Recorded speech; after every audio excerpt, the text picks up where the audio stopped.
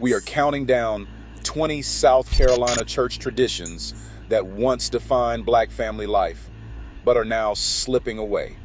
From communal rituals that turned Sundays into a full day of kinship and discipline to strict codes that shaped everything from music choices to marriage, each tradition reveals what held these communities together for generations. Some may surprise you with their origins, others with how quickly they have vanished. Let us begin with number 20. Number 20, noon community meals, often called dinner on the grounds, once brought South Carolina black church families together in a ritual of food and fellowship. After morning worship, long wooden tables would fill with homemade dishes, fried chicken, collard greens, macaroni pie, and sweet potato pies, each recipe passed down through generations. Women's auxiliaries kept handwritten ledgers to rotate who brought what, ensuring every family contributed and no one went hungry. These gatherings were not just about eating.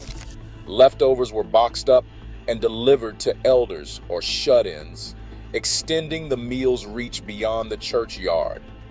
Archival photos from the 1950s in the Low Country capture rows of smiling faces and heaping plates, moments when the meal itself became a form of mutual aid. Today, the tradition has faded, replaced by quick departures and takeout, leaving behind memories of a time when breaking bread meant building community and preserving tradition. Number 19, pew inspection and seating protocol once set the tone before every service in South Carolina's black churches. Ushers arrived half an hour early, clipboards in hand, walking each aisle with clickers to count attendance and check that every bench was spotless. Choreographed seating charts determined the flow of congregants, with front pews reserved for the senior women's board as a mark of honor. Elders recall how ushers directed families to their places, ensuring children sat together, and latecomers entered only at designated breaks. The process was deliberate, almost ceremonial. Order and dignity were priorities before the first hymn rang out. Today, most churches have abandoned these rituals, with families choosing seats freely and the old hierarchy replaced by a more casual, come as you are approach. The careful usher-led choreography has faded, remembered now as a sign of reverence for sacred space. Number 18, the 6-day ban on secular music once drew a sharp line around black youth culture in South Carolina churches. From Monday to Saturday, only gospel and church-approved hymns were allowed in the home. No James Brown, no Motown, not even a hint of rhythm and blues. Church bulletins sometimes printed warnings that read, "No rock and roll in Christian homes." Parents and church mothers enforced the rule with surprise radio dial checks and, if necessary, record confiscations. Choir directors kept a watchful ear. Anyone caught humming forbidden tunes risked being barred from the Easter program. Elders recall stashing 45s under mattresses or sneaking a listen at a neighbor's house, always alert for grown-up footsteps. Violations were reported and sometimes discussed in youth meetings, reinforcing the boundary between sacred and secular. Today, with streaming apps and earbuds, those old restrictions have all but disappeared, leaving a different kind of freedom and a different relationship to church authority. Number 17. Sunday school once served as the organized foundation for religious education in South Carolina's black churches. Before morning worship, children and adults gathered in graded classes, each guided by a lesson booklet dated for that quarter. The Sunday school superintendent, often with a thick ledger in hand, tracked attendance and awarded perfect attendance pins at the year's end, small brass medals that became a point of pride. At the sound of the superintendent's bell, classes change, signaling the start of a new lesson or the transition to worship. Elders recall the anticipation of flipping through crisp lesson books and the formality of roll call, names carefully checked off in ink. Today, digital apps and brief video devotionals have replaced the old curriculum, and the ritual of earning pins or hearing the superintendent's bell has faded, leaving behind memories of a time when structured learning shaped faith from the earliest hours of Sunday. Number 16. 3-hour sermons once tested the patience of every child in the pews of South Carolina's black churches. Services often stretched from 11 in the morning until 2 in the afternoon, a rhythm confirmed by church bulletins from the 1950s and remembered in the stories elders tell. Children learned early that squirming or whispering was not tolerated. Many passed the time by counting ceiling tiles or watching the slow arc of the funeral fans handed out at the door. Peppermints from a grandmother's purse became small rewards for enduring another hour. The discipline required to sit quietly through such extended preaching was seen as essential, not just for good manners, but for absorbing the oral tradition of faith. Today, most congregations favor concise 25-minute sermons, a shift that leaves little room for the old rituals of endurance or the quiet games that once filled the long hours. Number 15. Usher boards with white gloves once stood as the ceremonial guardians of order in South Carolina's black churches. Wearing pressed uniforms and immaculate white gloves, ushers formed a visible line between the sanctuary and the world outside. The gloves symbolized purity and respect, and each pair was inspected for starch lines before service, an unspoken test of discipline and pride. Veteran ushers recall synchronized hand signals guiding congregants with silent authority, a practice passed down through anniversary programs and handwritten manuals. The first documented black usher board in Charleston dates to the late 19th century, marking a shift toward formal hospitality roles. Today, most usher boards have relaxed these rituals, with casual attire replacing the old regalia.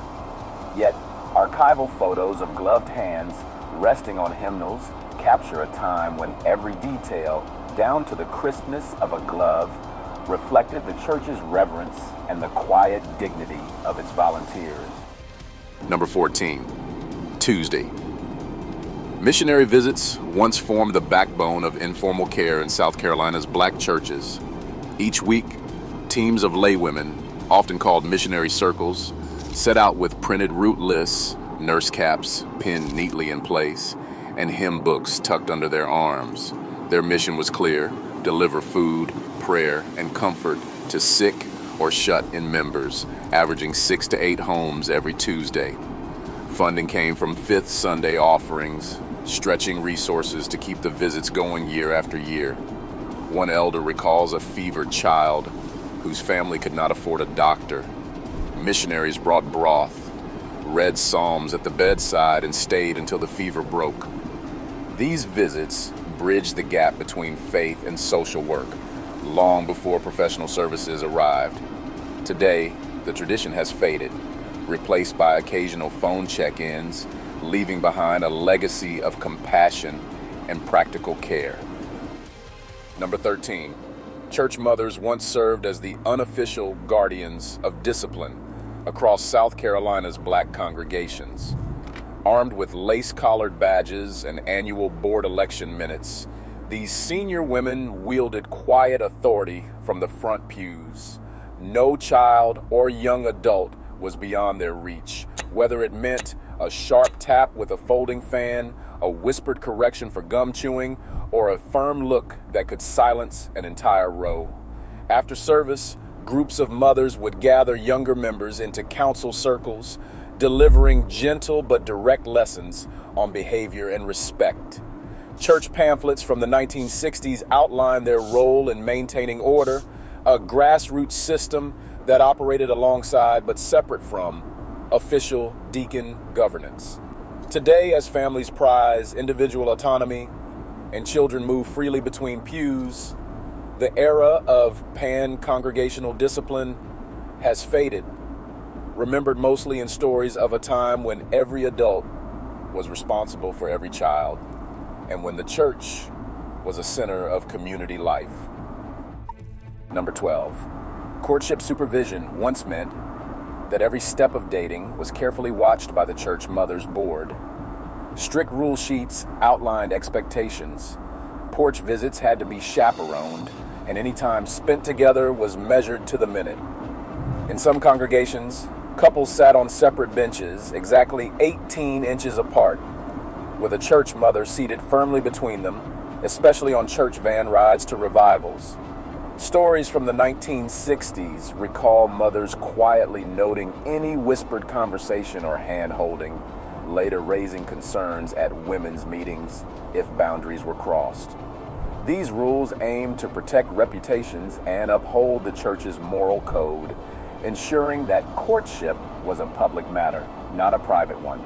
Today, with dating apps and more relaxed norms, young couples often make their own choices.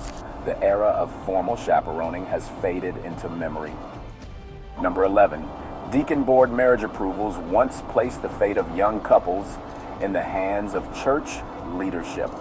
Before a wedding could proceed, families submitted formal petitions, sometimes handwritten, requesting the blessing of the congregation's deacons. The board would meet behind closed doors, reviewing the couple's moral standing, financial readiness, and family reputation. Approval required a 2/3 quorum, and the minutes recorded every decision. One 1968 entry tersely notes a denial, citing insufficient preparation. Couples denied approval often waited months, sometimes choosing civil ceremonies when church consent proved elusive. These deliberations turned marriage into a community matter, reinforcing the church's authority over family formation. Today, such oversight has faded. Most couples marry by personal choice, and church boards are rarely consulted. What was once a gatekeeping ritual now survives only in archived minute books and the memories of elders who recall when love needed a vote. Number 10. All-day Sunday services once defined the weekly rhythm for black families in South Carolina churches. The day began at 8 a.m. sharp with Sunday school, led by a superintendent who checked attendance against a ledger and greeted families as they filed in from rural buses arriving at dawn. After morning worship, the congregation gathered for a noon meal, followed by an afternoon sermon that stretched well past 3 o'clock. Children often napped on pews as elders moved between lessons, hymns, and testimonies. Bulletins from the 1950s detail this multi-segment flow, showing how the church became the anchor for every hour of Sunday. Elders recall the sense of order and belonging that came from spending the entire day together in worship and fellowship. Today, most churches offer 90-minute services, a dramatic shift from the communal time investment that once shaped black church culture in South Carolina. Number 9.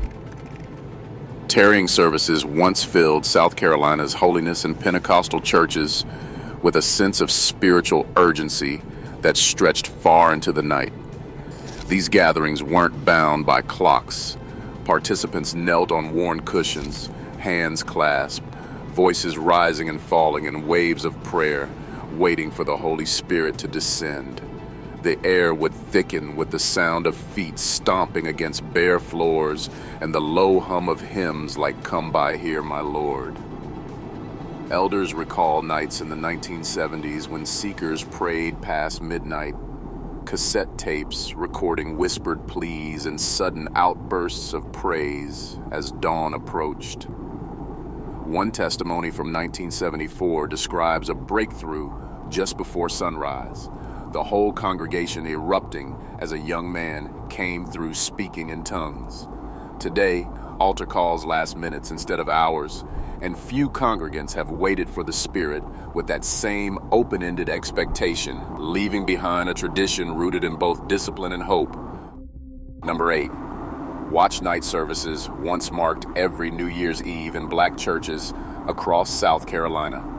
As December 31st faded, families gathered for a night-long vigil, with elders leading hymns and prayers that built in intensity as midnight approached. At 11:59, the entire congregation would kneel, waiting in silence for the clock to strike 12. The first prayer of the new year was often a plea for protection and renewal, echoing the historic watch night of 1862, when enslaved people awaited news of emancipation.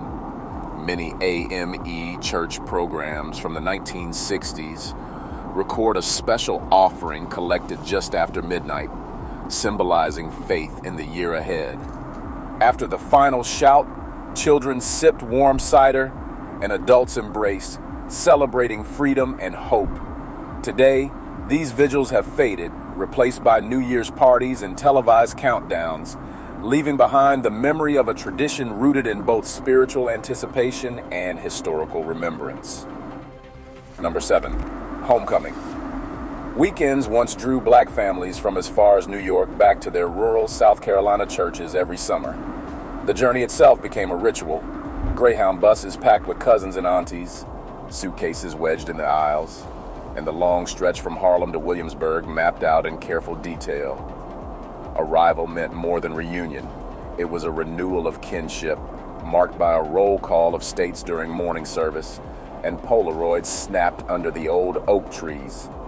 Homecoming programs listed cemetery cleanup, choir concerts, and a Sunday service so crowded that tents had to be pitched outside for overflow.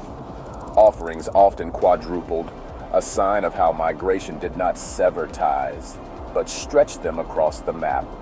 Today, live streams connect scattered families, but the annual pilgrimage, the laughter, the shared meals, and the sense of return have faded. They have left a quieter kind of connection in their place.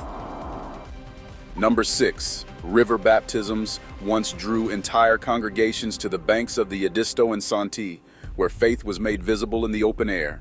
Dressed in white robes, candidates walked in line behind deacons, the sound of hymns like "Take Me to the Water" rising above the rush of the current. Deacons formed a human rail along the water's edge, steadying each step as the pastor lowered each person beneath the surface. Onlookers sang, clapped, and sometimes shouted testimonies from the shore, the ritual blending Gullah traditions with Christian rebirth. Avery's Research Center, photographs from the early 1950s capture these moments, faces shining with anticipation, water dripping from white sleeves. Baptism registers from 1952 list names and dates, marking each transformation. Today, most churches use indoor pools, and few children have stood in the cold river surrounded by song, losing the physical connection to land and community that once defined this rite. Number 5, brush arbor revivals once transformed empty fields and pine groves into makeshift sanctuaries across rural South Carolina. These gatherings began with nothing but rough-hewn poles, pine boughs for shelter, and sawdust spread over the ground to keep the dust down. Each night, kerosene lanterns flickered as preachers called out from wooden platforms, their voices rising over the hum of insects and the shuffle of folding chairs. Flyers tacked to clapboard collection boxes promised salvation and healing, but also called for nightly offerings. Each altar built from rough boards, each collection counted toward the dream of a permanent church. Elders remember the scent of fresh-cut pine and the sound of coins dropping into the box, sacrifice and worship entwined. Today, revival meetings happen in air-conditioned conference centers, but the spirit of those outdoor nights, raw, communal, and expectant, has faded with the last of the brush arbors. Number 4, Building Fund pledges once asked black church families in South Carolina for extraordinary sacrifice. At the start of each year, pledge cards were distributed during watch night service, with families writing down their commitment, often a full month's salary, to help raise new walls or repair aging sanctuaries. Trustee ledgers from the 1970s show entries like $120, marked in careful script, each payment tracked through the year. Progress was measured by thermometers drawn on poster board, and every milestone was celebrated with a special prayer. Those unable to meet their pledge sometimes saw their names marked in red ink, a quiet reminder of communal responsibility. Paid in full certificates, framed and hung in fellowship halls, became badges of honor. Today, online giving apps make donations easy, but the sense of collective sacrifice, the weight of a year's earnings pledged for sacred space, has faded, leaving behind a legacy of faith built brick by brick. Number 3, the foot washing ordinance once stood as a powerful gesture of humility in South Carolina's Black Baptist churches. During communion seasons, deacons would fill enamel basins with warm water, and congregants lined up in gender-segregated rows, men on one side, women on the other. White towels draped over arms, elders knelt to wash each other's feet, echoing the act described in the Gospel of John. An 1832 Baptist Association minute records that they held to the ordinance of washing the saints' feet as commanded by our Lord. The ritual was practiced quarterly, often following a communal meal, with prayer offered before and after each washing. Elders recall the tactile memory, the feel of water, the solemn silence, the whispered prayers. Today, the practice survives only as a rare demonstration. Its original meaning as an act of obedience and mutual service now largely symbolic, marking a deep heritage rarely experienced by younger generations. Number 2, chanted and experiential preaching once electrified South Carolina Black churches, fusing sermon with song and a call and response tradition rooted in African oral culture.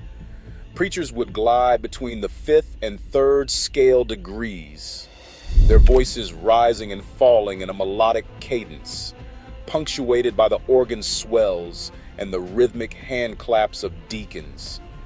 The energy built toward the signature whoop, a vocal climax captured on 1974 reel-to-reel tapes, where spoken words transformed into pure chant, blurring the line between message and music.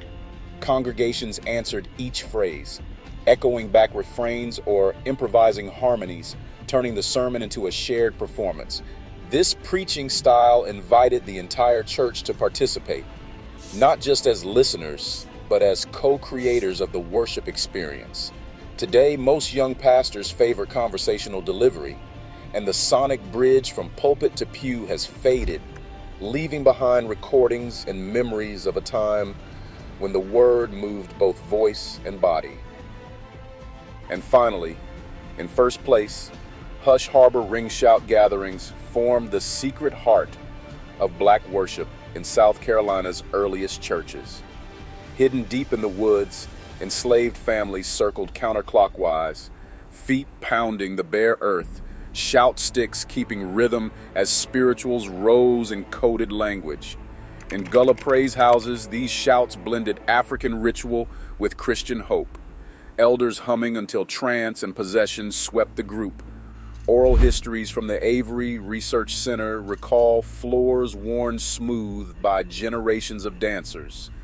Today, the ring shout's embodied devotion has all but vanished, remembered mostly in the silence left behind. Across all 20 traditions, one truth stands out. As rituals fade, so do the invisible threads that once bound Black families and communities in South Carolina. Convenience and modern life rewrite the script, but nothing replaces the discipline, identity, and shared memory these traditions built. What we preserve or let go of shapes not just worship, but who we become. Which tradition do you wish still lived on? Let us know below.